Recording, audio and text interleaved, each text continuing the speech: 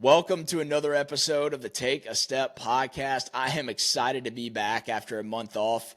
Obviously, if you guys have been listening for a while or follow me on social media, you know that Jaden, my wife, and I have been expecting the birth of our daughter, and she is here. She is alive and well. And in this podcast, I really want to talk a little bit about, leading up to her birth, a little bit of what I was going through mentally, the whirlwind of emotions that come with expecting to be a father, a little bit of our experience with her birth, and really for the most of the podcast, I want to talk about just, what I've learned, the different perspective, the new perspectives I've learned since she's been born, because I think there's a lot that a lot of people can take away, whether you are a parent or you're not. There's so much that I have learned about myself that will change the way that I live forevermore now that I'm a father. So I hope you guys enjoy this episode. Let's get right into it.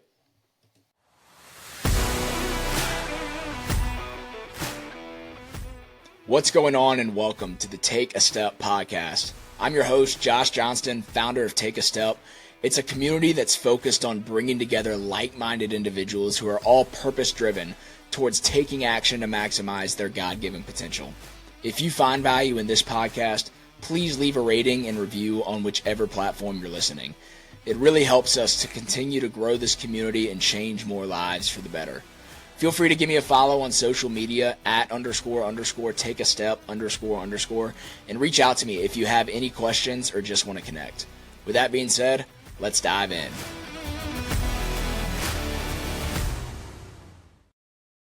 All right, let's jump right in. So, I don't really have a ton prepared for this podcast. I really just want to be really genuine and real with what's been going on, because a lot of you have known that Jaden, my wife, and I have been expecting our first baby, and I've mentioned that before a few times. But, throughout the course of her pregnancy and really preparing for the birth of our first child, there's definitely been a lot that I've personally been, battling with and really trying to overcome. Because for me, I'm someone that has always had to feel like I'm in control or like I have things figured out. And obviously going into this for the first time, there's so many different things that are up in the air, making sure that your wife is okay, making sure that you're going to be able to provide for a new life, making sure that as far as, what your time is going to look like following that, there's just all these different factors that come into it that were causing a lot of different emotions for me. And I want to kind of unpack that first, and then also go into a few things that since Emmy was born, how that has kind of really changed my perspective on life, changed what I focus on. And there are a couple points I want to talk about. So first of all, a few of the things I was battling with while Jaden was, going through pregnancy and as we were preparing, there were a few times where I was experienced major symptoms of overwhelm and stress and anxiety for, what was to come in relation to, how my time was going to be spent, if I felt prepared, which obviously, everybody tells you you're never going to be fully prepared. And that feeling alone kind of stresses me out, because I feel like I have to always be prepared for stuff. For me, I'm not someone that really has ever battled with any sort of anxiety, any sort of overwhelm. I've always been pretty regimented and structured with my routines and my discipline. So this was kind of a tough experience. And, it was kind of a roller coaster throughout the pregnancy, because I was excited at times. Then, there would be a couple weeks of overwhelm that would come in. And that would stress me out. And then I feel like I would get past that, but then, something would happen, or we'd have a scare and think that something was, that she was coming early, and it would hit, right then and there again. So it was just kind of a roller coaster of emotions. And it was, looking back, I think, having gone through that has made me feel over prepared in hindsight, which I'm grateful for. So really about 2 weeks before we were planning on having Emmy, I was experiencing a lot of that overwhelm, and as we were going through getting all of the, getting the nursery ready, getting all the car seats ready, getting all of our bags packed. There was just so much, and we have a bunch of friends that have been having babies as well, so that helped a lot as far as getting good advice on what to expect. So we were going through getting everything together, and about a week before, I was like, you know what? I feel good. I feel like I've gotten past all of that stress and anxiety and overwhelm, and I feel like I'm just ready to have her. And then we were planning on going in on Wednesday, the 18th. We had a scheduled C-section. And on that Tuesday, I woke up and I was like freaking out. I was like, the life is about to change forever, obviously for the better. But, the life as we know it will never be the same.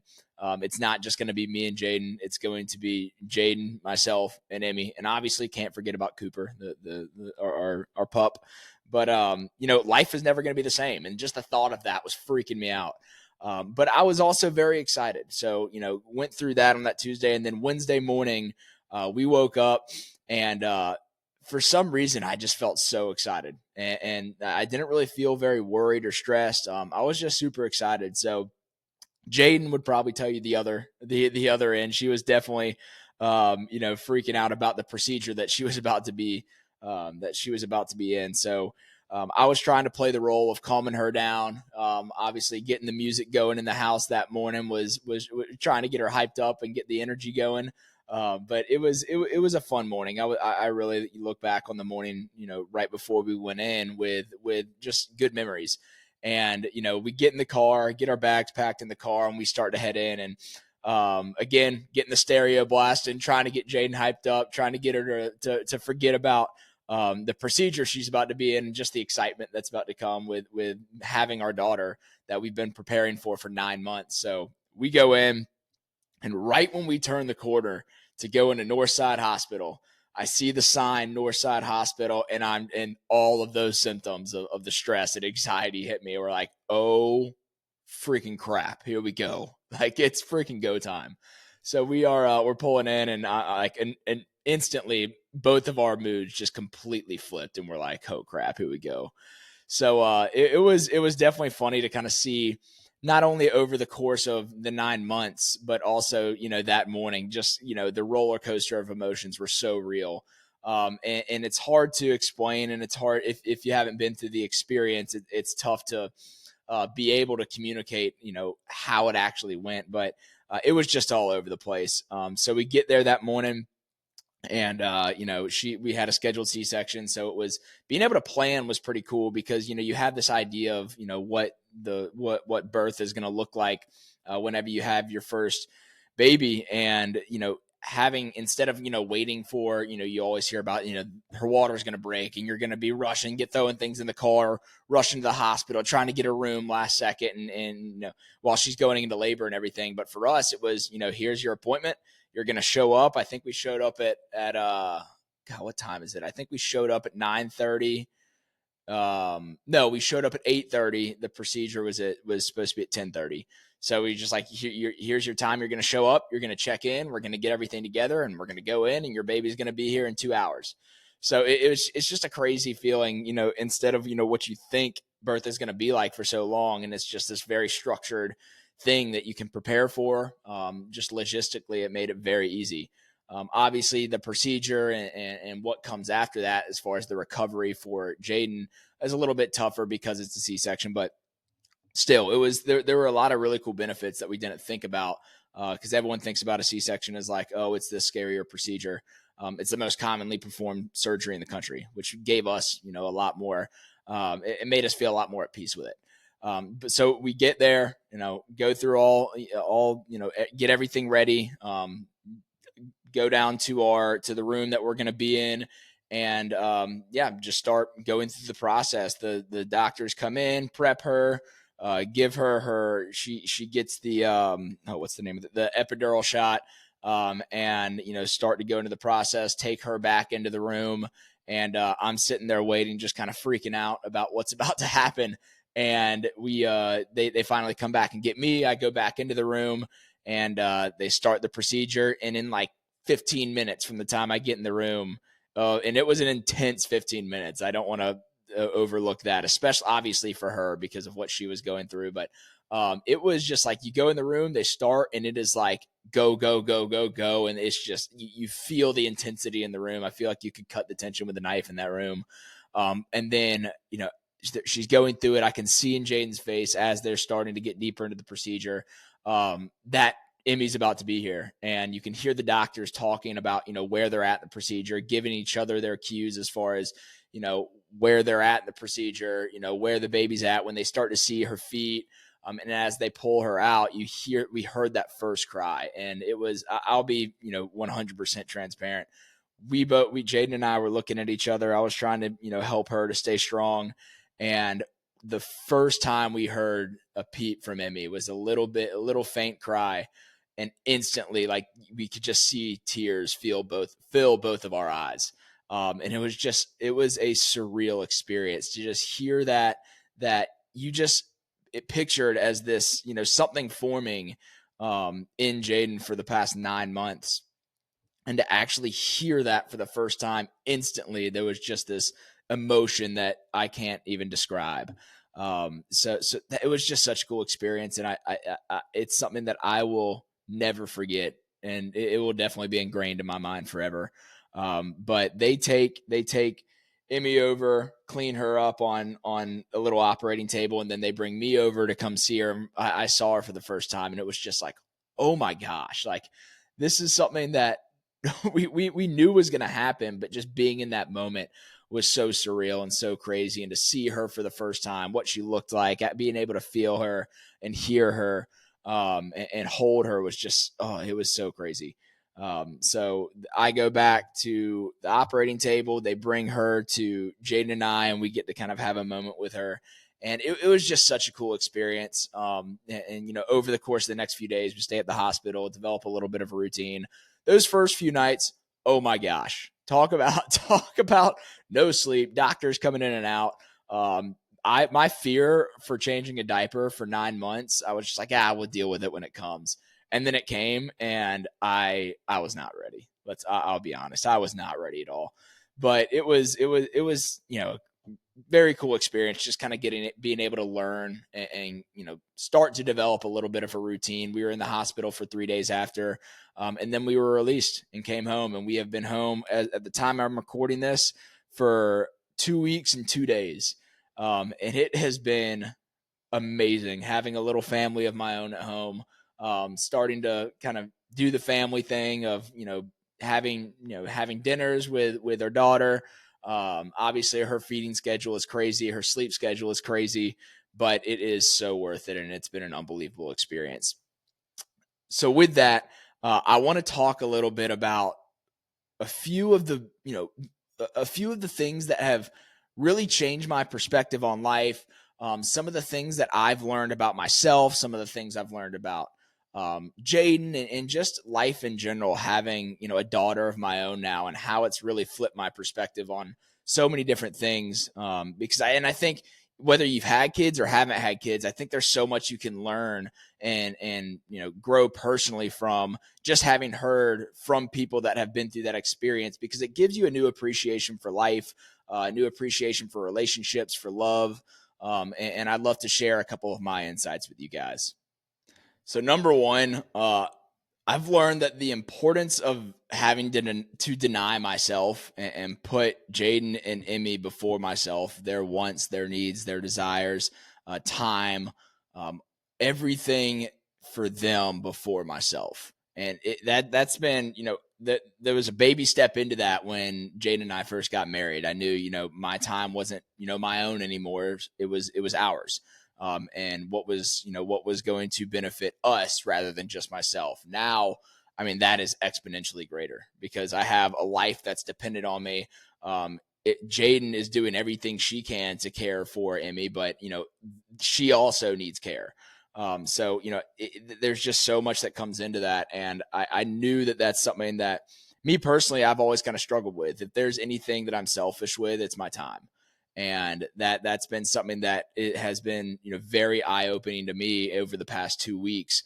And, for example, the other night there was a day where I'm just now getting back into work, and I tried to, I ran that morning, and I wanted to work out that afternoon. So I worked out that afternoon, and then, we were getting close to dinner time by the time I was done. And, Jaden had been, caring for her all day.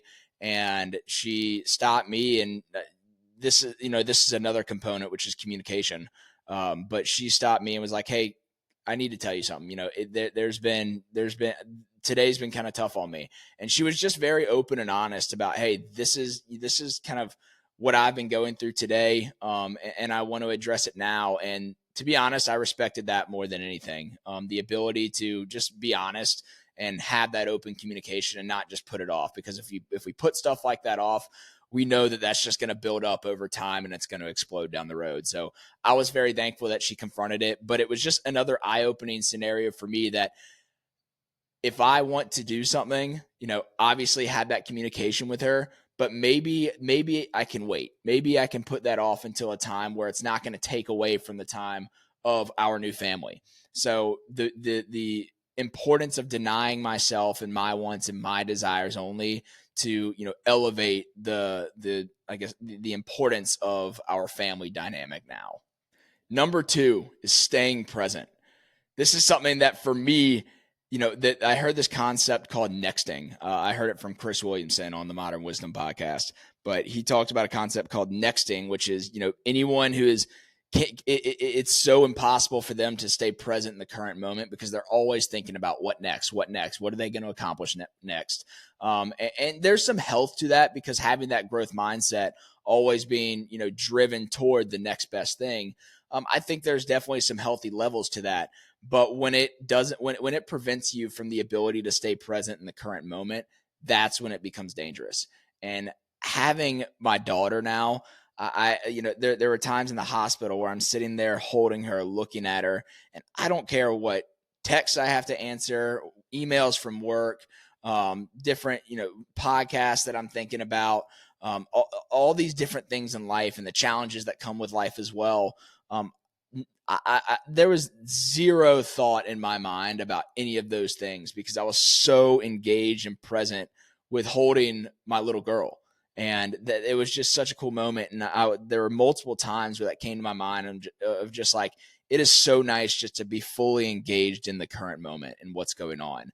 And having her now, it gives me those moments throughout the day just to completely detach from what's coming up next on my schedule, the busyness of life, and just to be fully engaged in the moment of holding, connecting with Emmy, connecting with Jaden on a new level.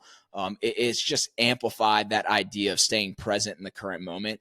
And there's so much we can take away from that, not just in regard to, having a baby, but in everything that goes on in your personal life. There's something great that there's a lot of importance in being able to take away from all of the hecticness, if that's even a word, busyness, let's say that, the busyness of life, to just detach, unwind, find, some stillness, some quietness, whether if it's in the mornings, taking breaks throughout the days to go on a walk outside, in the evenings, being able to unwind before just all of the busyness, then jumping straight into bed and doing it all over again the next day.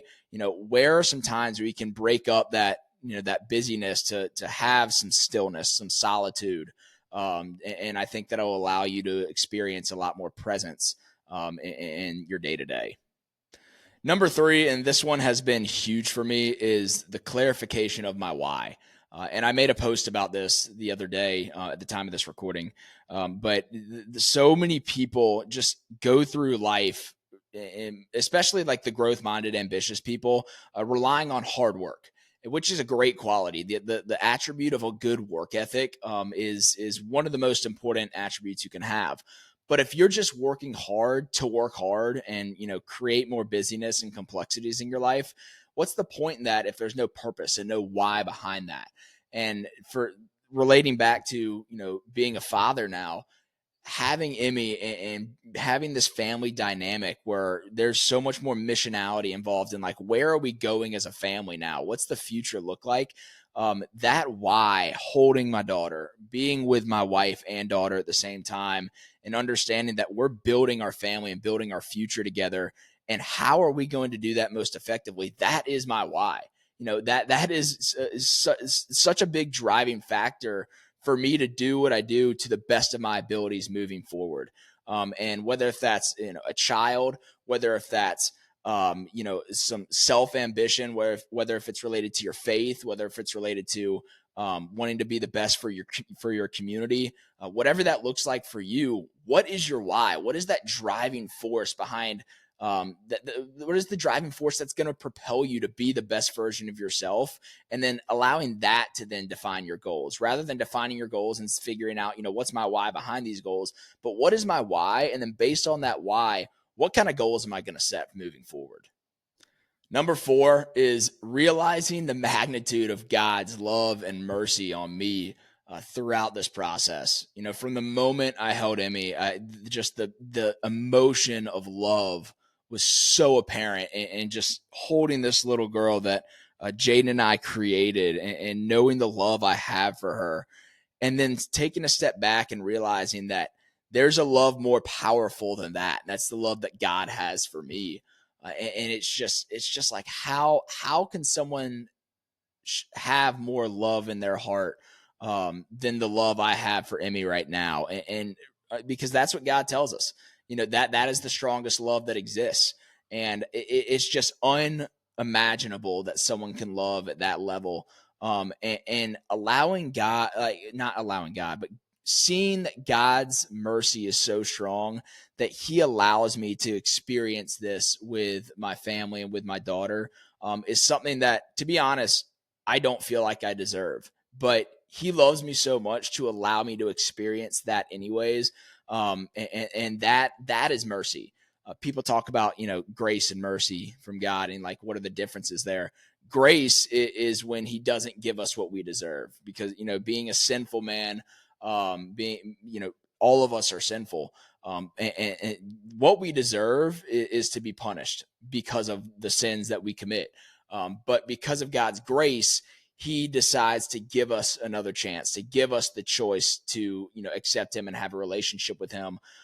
And the mercy side of that is when he still allows us to experience the good things in this life, despite the sins that we commit. So for me, his mercy was just overwhelming, and is overwhelming in these moments that I get with my family now, because I don't feel like I deserve that, but he shows that for me anyway.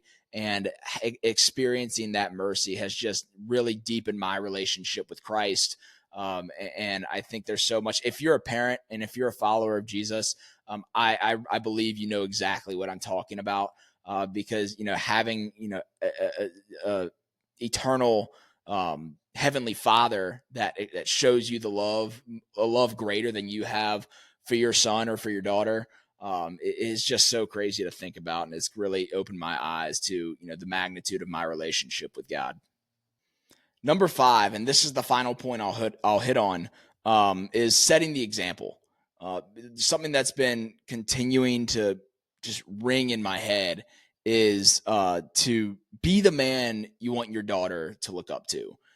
Because I think about, at some point she's going to look up to somebody. Whether if it's from a physical health perspective, whether if it's from a leadership perspective, a love perspective, she's going to look up to somebody at some point in her life. And why not be me? And on that note, what are the attributes that will embody someone that she's going to look up to? I want to show her a love to look up to. I want to show her an intentionality and a drive that she will look up to. I want to show her somebody that puts their family first, that she will look up to. And all of these different components together. How am I building that man right now? How am I being intentional about taking the steps and being action oriented about building myself into that person, so that my daughter will look up to me? Because I'm any father that has a son or daughter wants them to look up to them. And like, for example, I have a buddy that I played college ball with that he actually gave me a call a couple months ago. And I was thinking about this when I was, thinking about this point I wanted to talk about. And he and his wife don't have kids yet, but they're starting to, talk about what kids would look like in the future. And something that he has always struggled with is physical health. He has a huge drive. He's a strong drive to be successful in what he's doing. But, one of the things that has always challenged him is being intentional with his physical health. And he's not, ridiculously overweight or anything, or like crazy out of shape. Like when you look at him, he looks like a normal guy, but he knows that he is not doing everything he can to, be someone that his future son or future daughter would look up to. And he called me and said, he was asking my advice for certain things involving, taking action and building his physical health to a level that he would want. And I was asking him, what's sparking this now? And he said, he and his wife are talking about kids in the future. And he said, I want to be someone that my kids will respect and look up to. And if they see me not being like, how am I going to preach one thing, but live another way? Because he wants his kids to be hard workers. But if he's trying to preach hard work to his kids, but then when it comes to his physical health, he's just kind of, self-gratifying and doing what's convenient and, not having any sort of discipline when it comes to his physical health, that's pretty hypocritical. And he knew that being hypocritical in that sense was not going to allow his kids to want to or aspire to be like him. They were going to find other people to look up to when it came to that. And he wants his kids to look up to him in every aspect. And, I resonate with that so much now that I actually have a daughter who I'm physically in contact with, and I can see over the course of her life how she's going to find those role models and find those people to look up to. And I want that to be me at its core. So for you guys, whether you have kids or don't have kids, how are you setting the example? How are you being a role model for your family, for your community, for your close relationships? Are you being a friend in your friend groups? Are you being a friend that brings the best out of people based on your actions or not? Would I be a better person by being around you? Or would I be, would it be easy for me to fall into the cracks of not feeling like I have to be my best self by being around you? Answer that question for yourself. And, how are you setting the example for those that you're around and those that are closest to you? So I'll leave it at that. Obviously, this podcast was kind of all over the place. I didn't want to have some specific script I wanted to follow because I want it to be real. I want it to be genuine because these are the genuine emotions that I'm currently going through. We're only, like I said, 2 weeks and 2 days at the time of this recording into being a father now. And there's so much that's coming up, day to day that's a new experience for the first time. So I wanted this podcast to kind of emulate that. I hope y'all see that. And thank you so much for listening to another episode of this podcast. I'm excited for what the future looks like for this, especially going through the end of 2024. I'm excited for some of the guests that we're going to have on just to round out this year. So stay tuned. If you like this episode, please like, comment, subscribe. If you're watching on YouTube, if you're listening on Spotify or Apple Music or any other podcast site, please leave a rating or a review, and we will talk to you in the next episode. Peace.